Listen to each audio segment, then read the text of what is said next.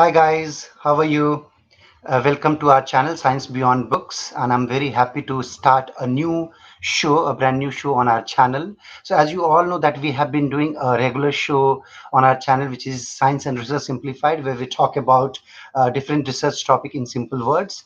But many of my students and my friends, they ask me to make a live session about PhD programs because many of them have been interested to apply PhD applications in abroad. So I thought, why can't I bring a series of talks where we will talk about a PhD process right from the application till admission and the PhD lives in US, in other countries like UK, Singapore, Germany, like all different countries. So we'll have different talk shows, and in every talk shows we're going to talk about different countries and how we do PhD in those countries. So it's going to be very important talk series.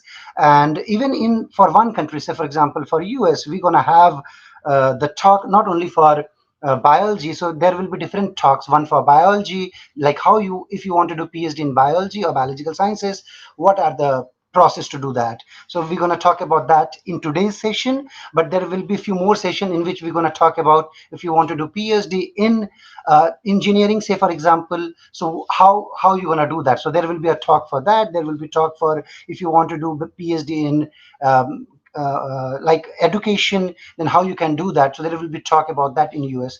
So for different subjects and for different country, there will be many talk shows lined up. So stay tuned, and let's start today's talk. So today's let me bring the speaker first, and then we can jump in into the today's session. So hey, hi Rahul, how are Hey, you? good. How are you? I'm very good. I'm very good.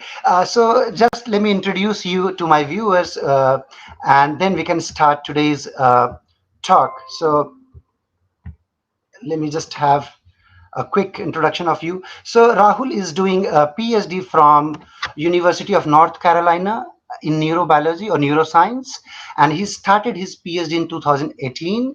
But he has outstanding profile. He has already couple of publications. Like there is one publication which came this year only, and then he has patents also on his name, and he got many fellowship during his undergrad and during his PhD. So he was able to get many prestigious fellowship and scholarships during her studies.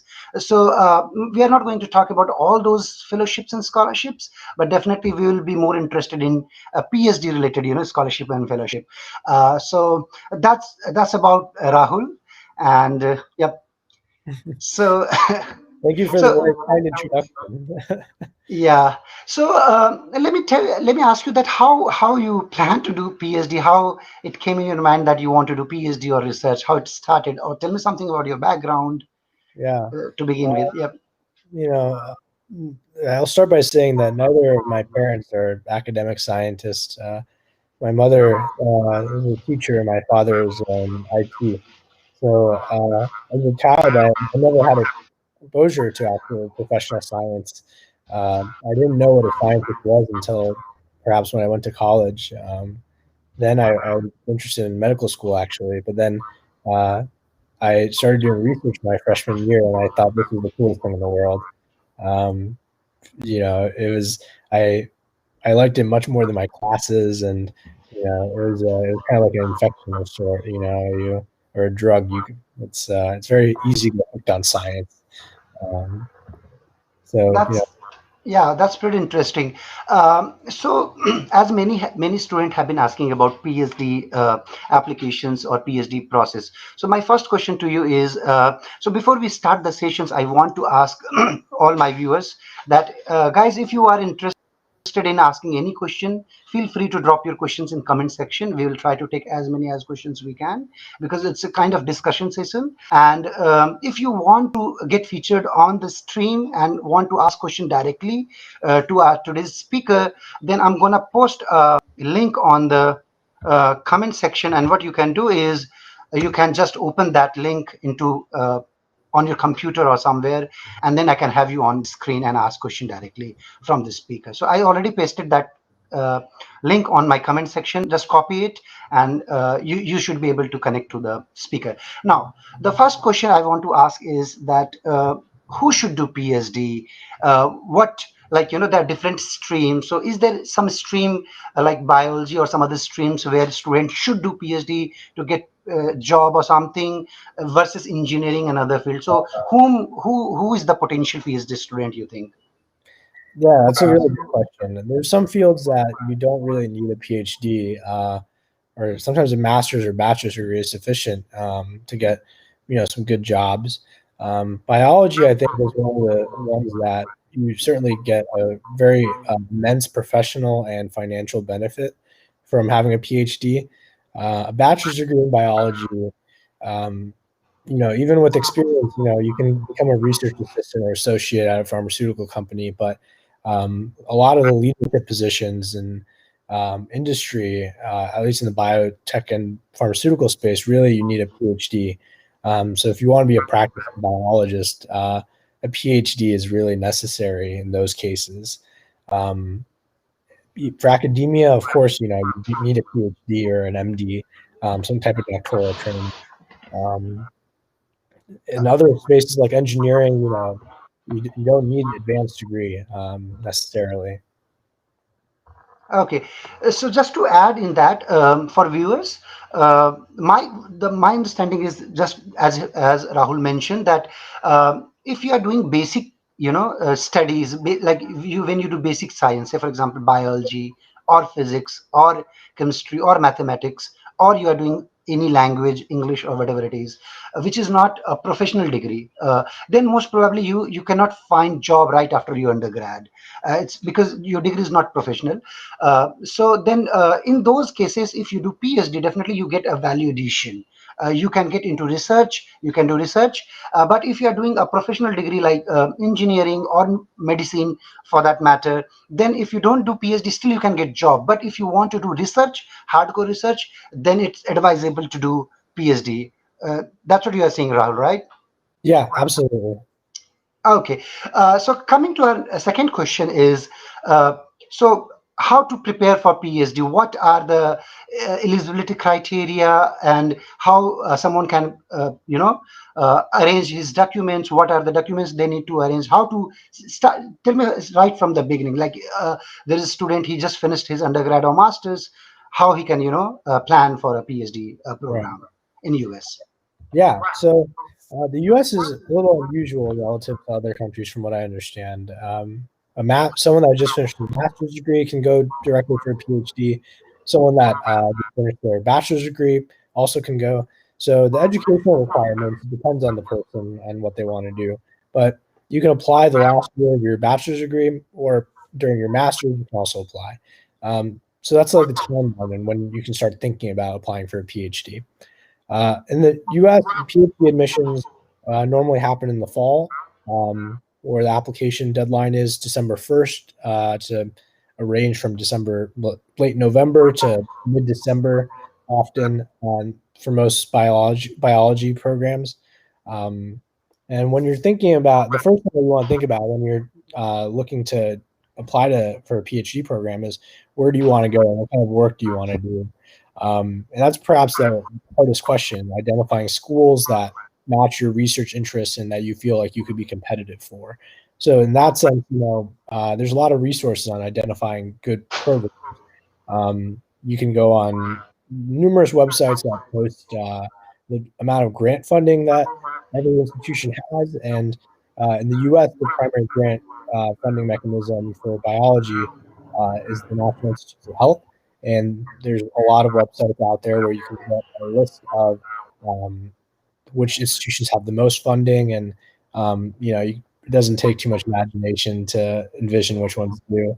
Um, but when you're within the top 20 or so, those are really some of the top-notch places in terms of really great stipends for the PhD students, really good science, and a very supportive environment often. So that's where you can start to get an idea of where you might be interested in applying. You can look at the funding levels. If there's some field that you happen to be very passionate about, and there's like a cluster of faculty members in that space at a certain institution, you can also use that as your guide on where you want to apply. Um, and then also, that's kind of finding a place that you'd be happy with going to. The second part of this is, would they be happy to have you necessarily? So some schools will outright mention eligibility criteria. Often, the first year of your PhD in biology and biomedical sciences PhD is funded on what's called a training grant. And those training grant positions are only available to American citizens often. So that may preclude some institutions from taking international students. Um, you should look on each individual website for the application to see do they take international students for one. And then once you go through that, you can also go through their checklist, which often for international students will look like um, a transcript. So you need at least a bachelor's degree. What's varying now is the need for a GRE score. Previously, when I was applying to PhD programs 2 years ago, every place asked for a GRE score, and that's shifting actually quite away from them. There's been really good work at UNC that's actually shown that GRE nor grade point average actually correlates with the success of graduate students, and it seems like in terms of first author papers in their PhD. So this has influenced a lot of the American graduate admissions process in some ways. People are shifting the focus to more research and experience and productivity and metrics in that space, more so than numerical considerations in some ways. So, once you take a look at the requirements and you can look at your own score, your score and GPA when you adjust it for the 4.0 American standard. Some programs will outright have the average or range of GPAs that they accept, the minimums, max, the minimum required to apply, and things like that. It's really institution dependent in that case. But your standard materials are going to need a bachelor's degree, a personal statement that you can write for the institution, letters of recommendation. In the U.S., it's generally 3 minimum for most institutions, and there's some that allow up to 5. And we could talk about letters of recommendation a little bit later, but one key consideration to international applicants that I would have is that the way Americans write letters of recommendation and read letters of recommendation can be different. There's cultural differences fundamentally. Um, there's actually a really nice talk from a Nobel Prize winner who he said that the letters that come from America often are everyone can walk on water, so to speak. But the European style is a little it's not as they don't just love the good things about the applicant. They also talk about, oh, these are areas of improvement for this person and things like that. And it's just a cultural difference of how people write letters. And in the U.S., if you saw a letter like that, they would think it's a bad letter. So, if you have faculty members writing your support letters, just make sure that they're aware that they perhaps write it to an American audience. So to speak. Um, and with that, that is your package essentially. You have your letters of recommendation, your transcript, which you normally don't have to send until you are admitted, um, and your jury score essentially, um, as well as which is becoming out of fashion, but and then your letter, a statement of purpose. Okay, so yeah, that's very brief and so let me ask you some details so that a student can understand those things. So the first thing which comes in my mind is uh, that if you are doing undergrad or you are doing masters, in both situations you can for PhD, right? Yes. So it's not necessary. That's one doubt many students have, that if you have done undergrad, you can still apply for PhD, right? Mm-hmm. But Yep. do they prefer someone from undergrad, or there should be some speciality, right, in terms of publication or some research experience, so that they prefer some of the undergrad students also over master's student, right? Right.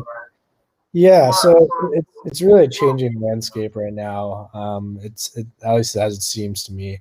When I was applying, they really cared about numbers. So having over 80 percentile on the GRE. Um, for the verbal and the quantitative was very desirable. Also having a very high GPA, so on the American scale, anything above a 3.5 is considered good, very good. 3.0 can sometimes be the minimum, so that's like a B average. 3.5 is like A average, A minus average, something like this. Now, there's been a lot of emphasis on students that have a lot of research experience. True. Um, That's my understanding is yes, you're right. Yep. Changing in that sense that people fresh out of the bachelor's degree, they can still get admitted if they have a very impressive portfolio of work, maybe publications and other signs of research productivity.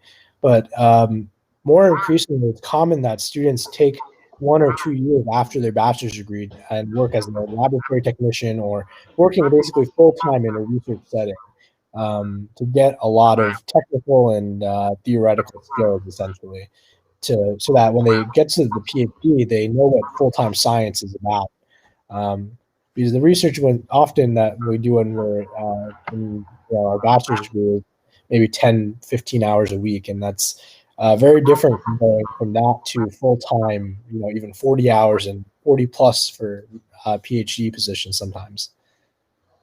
Absolutely. So, yeah. So, as Rahul mentioned that you can definitely do a PhD right after your undergrad, but having masters has some advantage. That's what my feeling is, that you have more knowledge and you can be a little quicker, faster when you do your PhD, because you are more trained in your subject, and maybe you will have more research experience, because in masters you do master's dissertation where you get some real research experience. But if you want to do PhD right after your undergrad, try to have some really good research experience and try to have a really strong CV, because as Rahul was mentioned that nowadays uh, uh, the professors, they want to have some research experience, they want to see some research experience, because PhD is more about research, and a professor has to spend good quality time with you, like couple of years.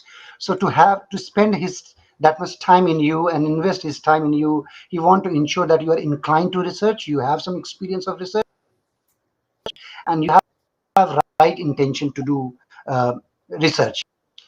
Okay, so now coming to the Yeah, second point, like as you mentioned, the GRE. So GRE is, as you are talking about, that in many universities GRE is still required, but some of the universities doesn't require GRE. So is there any way to find the list of the universities where GRE is required or yeah, not, or we need to individually go yeah. to each universities and see? So I'll provide you a list of there's a Google sheet that's constantly updated on universities that in the United States that require it for biology or biomedical science PhD programs and don't. So I'll provide you that list that you can share with your viewers. It's yeah, Okay, there's so yeah, so I'll try to put those documents or detail in description of this videos. Once the live session is over, this video will be still available on my YouTube channel. So I'll try to put all those information in the description, so you can go to the description and get those information. Okay, so tell me something about the GRE. Like, what they ask in GRE, what kind of examination happens in GRE? Like, what are the correct. like something about GRE? Yes. So the GRE is broken down into three different sections. There's a quantitative, verbal, and a written portion. Essentially, the written portion is off is um, basically is composed of uh, a essay, persuasive essay format, essentially, where the student has to take a side and argue for or against something in a persuasive manner. Um, and that's that.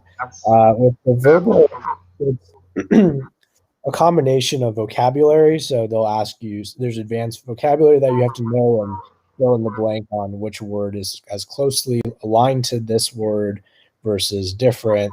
But there's also passage reading and answering critical thinking questions about the small passage you wrote. So that's the verbal section. The quantitative section is a series of different basic mathematical questions. Um, it could be anything from geometry to algebra to other subjects that are basically before calculus. It's not, they're not going to ask you, advanced linear algebra or any of those types of questions. And one important thing to know about the GRE is not specific to science. It's really broadly used for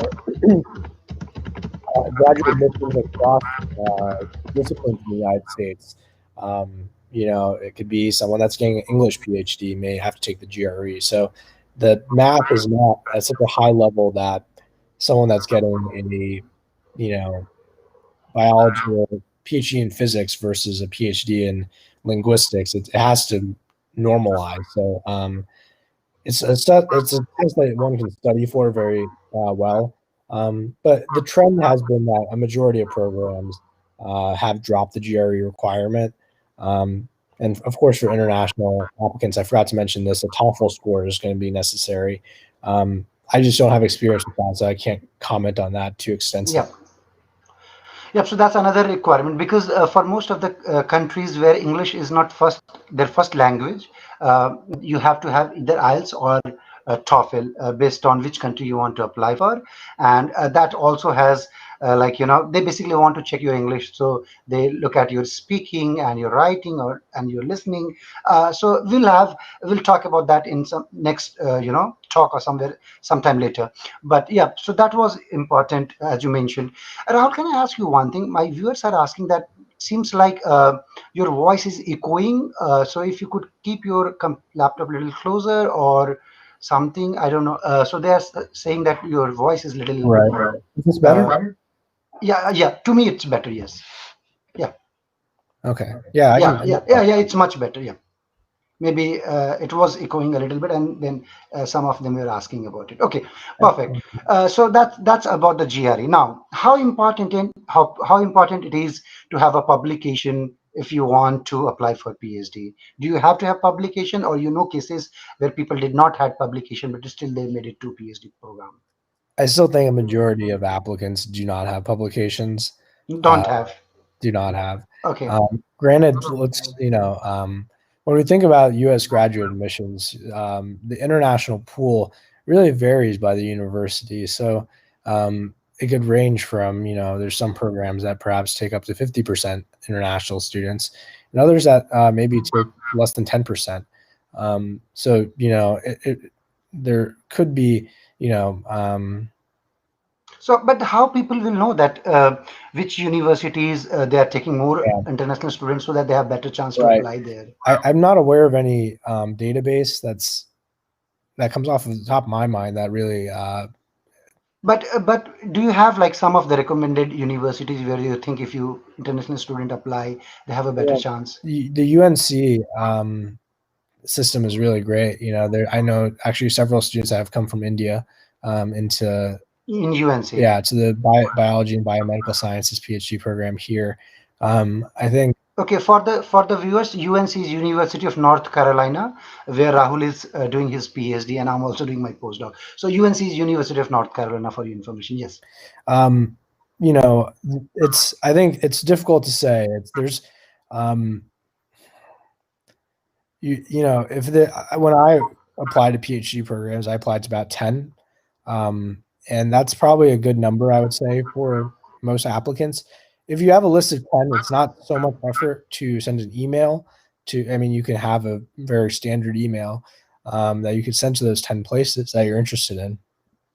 And before you apply, you can very much ask, like, how many international students do you take every year? Okay, so Um, so yeah, so student can ask them to have a fair view about it that yeah, how much they. and some Okay, places may respond, other places may not. But you know, if they reply, you'll get answer. yeah, Yeah. this is something that I don't think is inappropriate to ask. Just saying, I'm an international student. I was just wondering, does the university take many international students? And are there any special considerations or et cetera? Um, So to add to that, is there like universities usually they put the list of the student on their website or somewhere if someone want to go to their website and look at the total number of graduate student registered in the university and they can have some sense that how many looks like internet or at least from India if they are applying for India to have a better chance. Do um, do university list the name of They or number of or name of the graduate student who joined or who is studying there. Right. Yeah, I think there is. So it depends on the university. Normally, they will put pictures and names of the students that are in the program. Um, where they put that and if they put that will depend on the university. Um, when you're going to the applicant, like the homepage, they may have a current student section where they have photographs and names of the current students.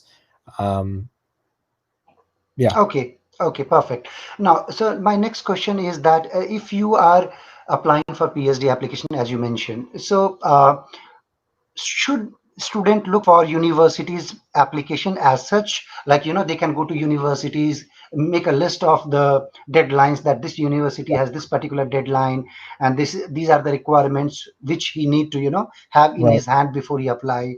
But I heard that apart from that, you can also contact professors and look for PhD positions, or discuss research, potential research Right. projects, and that the professor can also lead you or guide you to get into a PhD program. So can you give some light on, that aspect of PhD applications, or that way of Right. PhD application? Yeah. So that among PhD students and people who have gone through the process, you'll hear very different answers on does it help to reach out to a professor that you're interested in working with or not. And my take on it is it depends on the structure of the program. If you're going for a direct admissions PhD program where essentially you apply and if a professor wants you, they basically send you a contract and you join their lab when you start your PhD. In those cases, reaching out to some professors and establishing a rapport with them, I think can significantly enhance your chances if they're interested in working with you or having you as a student. In the case of rotation-based programs, which is what a lot of biology PhD programs in the United States are based on, there's less, I think, strong incentive for potentially reaching out to a lot of faculty members. It's possible that you may have an opportunity to chat with them, and they might be if they see your application, they may say like, "Oh, I talked to this person, and they're really nice and they're really smart. We should maybe bring them in."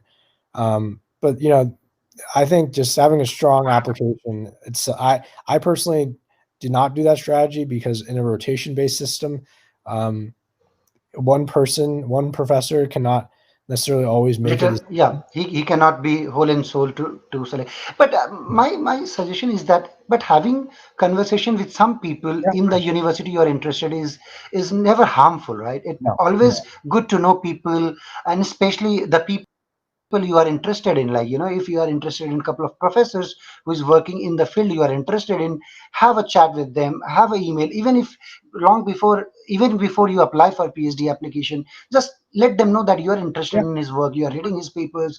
And even if you don't mention that you are applying for PhD application, you can just mention that I'm interested in your paper, could you send me this paper, I'm reading it. Or if you have any question, if you have any doubt, just try to make contacts, try right, to be in touch with professors, because that they will definitely help you not only to understand your subject or the research field, but maybe also they will guide you through PhD applications if they have any capability to do that. right, And as Rahul mentioned, that these professors are also in selection committee. So I'm not saying they can influence, but definitely they can have preference if they like some student. Like even before interview process starts, say that I had a conversation with this student and he seems to be a good right, student and we can give a chance to do PhD in our university. But still, right. majority of the selection process is dependent on how strong your CV is, right, Rahul? Yeah, your whole application material. The way that you can think about this is that um, what the universe. So once you're into the PhD program, it's unless you do some very bad things, it's hard to get kicked out. So the university makes a big investment in the PhD students. What you want to convey to them is that like I you I'm a pretty reasonable person and you will make a good investment on me. That's what you're trying to do with your whole application. Your grades, they show that I have core competency in my subject area, right? That's what it shows that, I know biology, I know basic Yeah, biology, I know my basic, number, yeah, my marks says that I'm good in those subjects. Yes. right.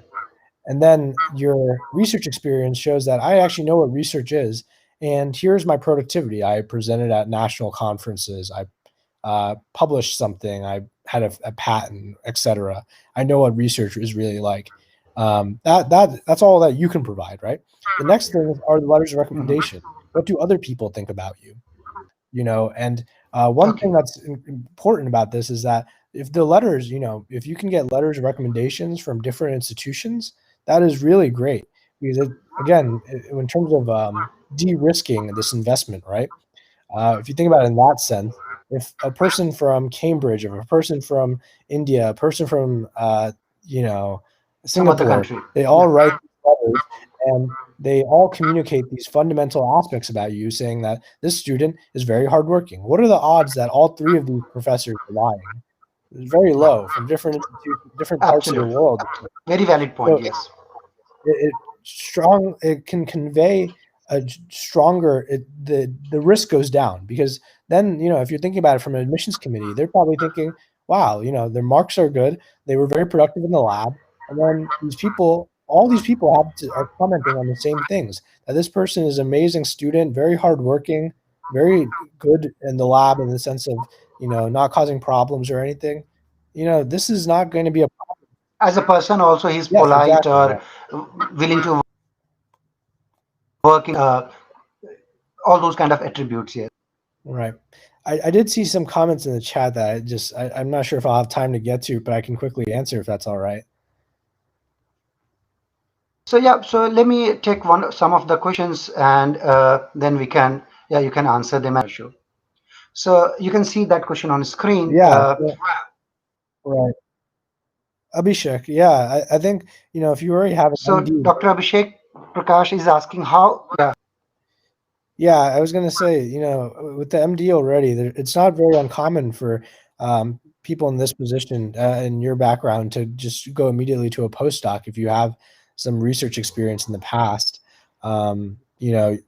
Working as a research So associate. so for someone who has done MBBS and MD from India, can he directly apply for postdoc program or he need to do a PhD program? Or I think what you do you can think? apply for a postdoc. There's um, not just India. I know in other cases, in other countries, people will have a medical degree in their home country, and then they are practicing research in the United States. That's not terribly uncommon. As long as again, the same way with a postdoc position or any job, right? Fundamentally, you just want to show someone that.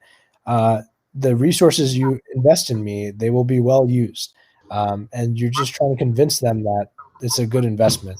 So, if you have some research experience in India, along with that, being a practicing physician in India, I don't see why it could be a challenge at all. They will not take you. But that's just the Okay, let's take one more. Yeah, spring admissions. you're right. Uh, Let's take one more question. Yeah. So how big how big is the spring admission? Is it big or as fall? So basically, he's asking that how many student I. That's what he's asking, that how many uh, student they take in fall, like which one is better to aim for. a majority of PhD programs will do one of them, and it's normally the fall. They don't do. It's less common to have both spring and fall admission. Um, it's more common to just have fall. Um, they basically try to get all the work done in one shot versus two. Yes. So you, So you only have one choice in that sense. yeah, we have one more question here. I think we have answered this question, but I can just quickly take this.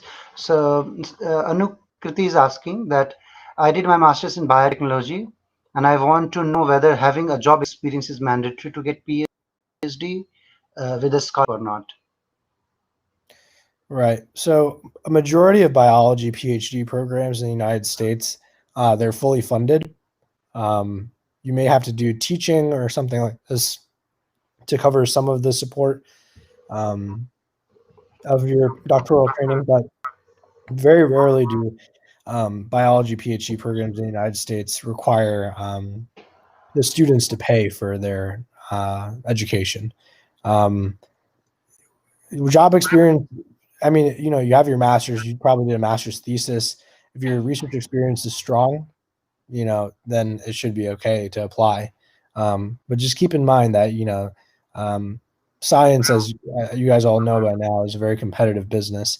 So, just making sure you have, um, just try to take care of everything you can in terms of your application materials, whether it's getting good marks, getting good letters, but also the CV. Like I said before, the research experience is becoming more important.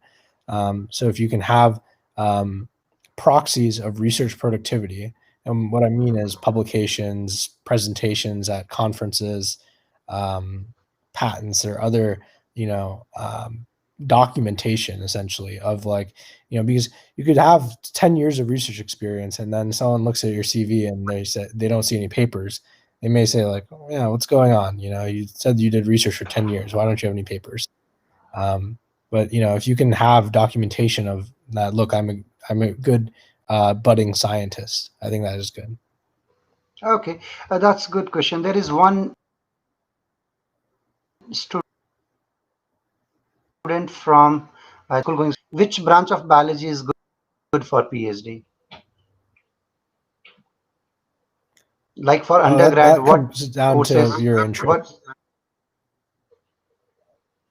Okay, So, I so mean, yeah, it's so difficult for me to say because it mhm. depends on the interest. But the core courses that you want for a biology PhD program are, biology, 2 semesters of introductory biology, 2 semesters of introductory chemistry, physics, organic chemistry, biochemistry. Um, those are probably the core courses one needs to take to be able to, apply. And that's a good So question. Some PhD programs will require certain courses that you complete. Um, so you have to look at, one thing, and I'm sorry to keep you, um, is biology PhD programs in the United States, they fall under different categories. There's something called an umbrella program, which means that they take microbiology all the way to neuroscience and they put it all under the same PhD program, in the sense that a student applies, and then after their first year, they pick a home program, a specialty, essentially. There's other programs that are only microbiology. So if you wanted to apply to a microbiology PhD program, in that case, maybe having a microbiology background is probably important. But if you do an umbrella program, they don't expect you to be a biophysicist, biochemist, neuroscientist. It's a general structure of admission, and then once you're in, you can pick whichever specialty you want. so generally, when you are in 12th standard and when you go for undergrad program, right?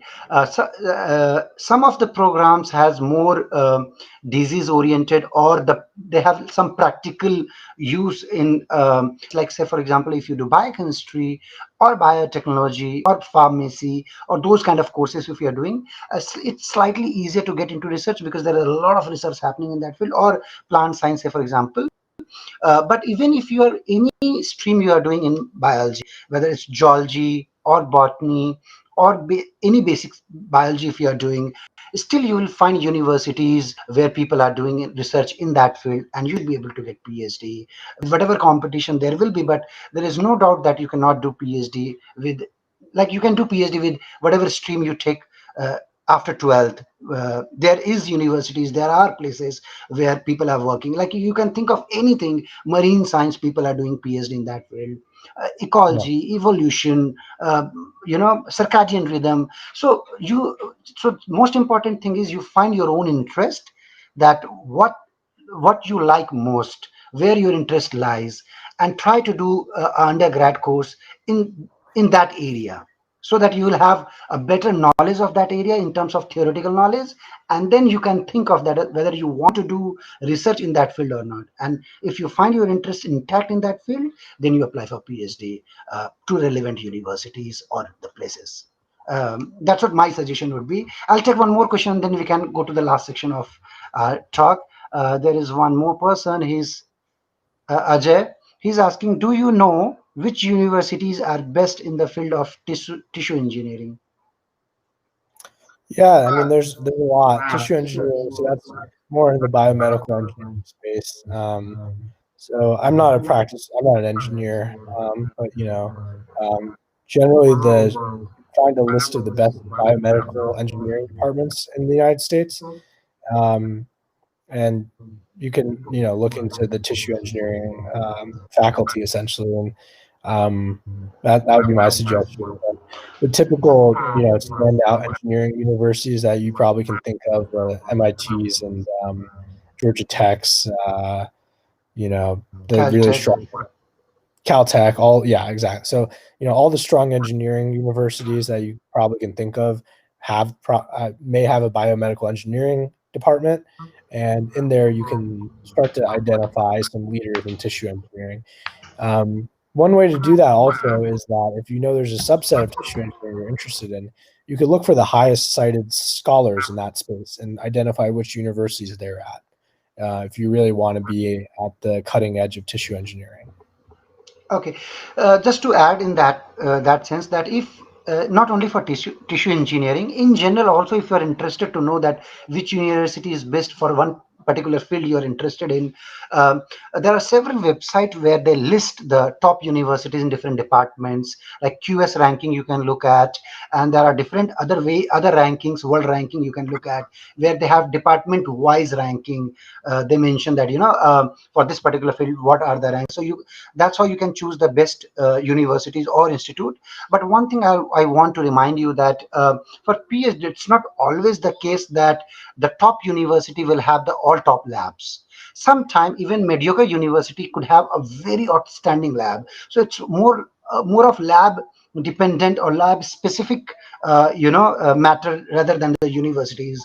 I mean, Rahul will agree with that even in like some average university you have one or two really outstanding lab, very productive, they're doing outstanding work. So sometimes you also have to look at the professors, like the work you are interested in, and the best way to do it is that read review papers in the field you are interested in. If you read review papers, you will come to know about the recent work happening in that field, and there will be references to those professors who or the labs who have been working in that field, and then you will get an idea that who are working in that field, who are doing the best job in that field, and you then that's how you can have a list of professors or the labs who are doing absolutely stunning work in that field, and then probably you can approach them or try to look at the PhD program in those universities where they are working. That's one way to do it. And obviously there are top universities like UNC is very good at pharmacy. So Yeah. it ranks one of the top universities when it comes to pharmacy. So there are ranking for universities based on how many productive students we have from the universities. But you can also look at the labs, because I think Rahul, you will also tell us that you had selection to some other top universities also, which has better rank than Yeah. UNC, but you decided to work in UNC, right? Yes. Yes. Um, you know, the the ranking, I think, Ajit mentioned this perfectly. It's um, the cream rises to the top. That's what I will say. There's people that are at the best, top of their field, and perhaps they're not at the, most highly ranked university, but they're the best at what they do. And that's very much the case. So UNC, um, for world ranking is 20 or 30 something in the world, I think. Um, but for biology, the work here is fantastic. They're top 10 in the country, in the United States, for funding for biomedical sciences through the National Institutes of Health. And it was a difficult decision. I'm very fortunate that I had options between some very nice institutions when I was applying for PhD programs. I remember you were telling me that you had offer from Stanford also, right? I was working at Stanford for Yeah. some time. I didn't end up applying there for a PhD. I wanted to be close to my family, Okay. and everything. But I interviewed at Brown, Michigan, University of Wisconsin, some other very good universities. Um, but yeah, no, um, it very much is field dependent, and if there's the most important thing in your PhD is perhaps not where you get it, but the mentor that you have from your PhD. I think it's very important to find, you know, a good mentor who's going to support you as a person, but also make sure that you become the best scientist you can be. And you know, if that's at some random university, but that's going to set you up for an amazing career later, that's better than going to a very prestigious institution and not having That's a good mentor. You That's a know. very valid point because I also had a very bad experience when I started my PhD. I changed my lab after like 7 and 8 months because the guide was really, he was not a good guide. So we are like two PhD students. We together we changed our lab. A couple of postdoc they also quit the lab. They changed the lab. So yeah, that's also very important that once you decide the just not look at the university labs, also pay some attention to the professors. Try to talk to people from their lab and try to get a perspective of professor, that how he is as a, he could be a very nice person, but he's not, maybe he's not very focused towards the students growth, or he's not very interactive. That's not going to help you. You need someone who is a genuine mentor, who is helping you on day-to-day basis to grow your career, to become a scientist, because PhD is a transition phase from a student to a scientist. That's what you learn during the entire PhD program. You learn how to become a scientist from a student. And that transition becomes very smooth if you have a very good mentor or supervisor. Rahul, will go to the end of the session and ask last few questions. Give me some information about the scholarships and fellowships. So, how much usually university amount of scholarship we used to get with the PhD program? Does it work the same way in US, or it varies from universities to universities? So most so the way that your PhD is funded in the United States is you basically, you know, there might be training grants essentially that support your work, whether that the university makes those training grants available. That's very common at private institutions. Um, Most public institutions, they rely on federal grants through the NIH for training PhD students for the first year or two. So that's where the support. So at no point do you have to worry about your. For most institutions in the United States in the biology and biomedical sciences space, worry about you know, funding your PhD. Whether your stipend is adequate and lets you live very luxuriously and comfortably, that's a different story. But you will not have to pay tuition for a majority of institutions in the United States in the biology and biomedical space. Um, but with regards to fellowships, fellowships are always very good. It helps establish you as a more mature scientist in the sense that you can part of being a, you know, primary investigator at a research institution. If you want to be a faculty member, is being able to get grants, and fellowships are a part of that. A lot of common fellowships in the United States are through the government, at least, are going to be through the NIH and National Science Foundation, which supports my work essentially. Those are only limited to American citizens, unfortunately. So for international students, there are some other fellowships. So the one very famous one is the PD Soros Fellowship. I can give you guys a link to that later as well. Perfect, perfect. Yeah, That sure. one is eligible. That's across all fields. It's There is something called DAD fellowship also, right? one more time. DAD fellowship, is it for Europe or US? DAAD, DAD fellowship. I think that's for Europe. Yeah. I'm not Okay. sure. It could Yeah. be. But there's also, you know, a lot of biology is moving into the computational space too. So NVIDIA, which makes graphics cards and is really a leader in the hardware and software side of those things. I have some friends that are doing biomedical engineering, and they're not American citizens, and they were able to apply for some private fellowships through them too. So, you know, a lot of private fellowships in general, as a rule of thumb, can be available to international students, and you don't need American citizenship for. So, you know, that's something to keep in mind. Okay. So just to clarify it, that so when you apply for PhD program in universities, like you, what you do is you to go to university website, look for your department, go to the PhD, a page where you have PhD application process, and when you apply through that, usually it comes with a fellowship. That's what you are saying, right? Most of them, Uh, they comes with Not just fellowship. as much a fellowship, but the university will pay for you. It's like it's not a what happens depending on the structure of the program is, um, you know, they might have a training grant available or some type of internal funding for the first year when you're doing the rotations, and then afterwards, your advisor pays for you. They pay from their grants for your support. So. Um, Almost a majority of U.S. PhDs in biology are fully funded, um, if that makes sense. Okay, okay, that makes sense.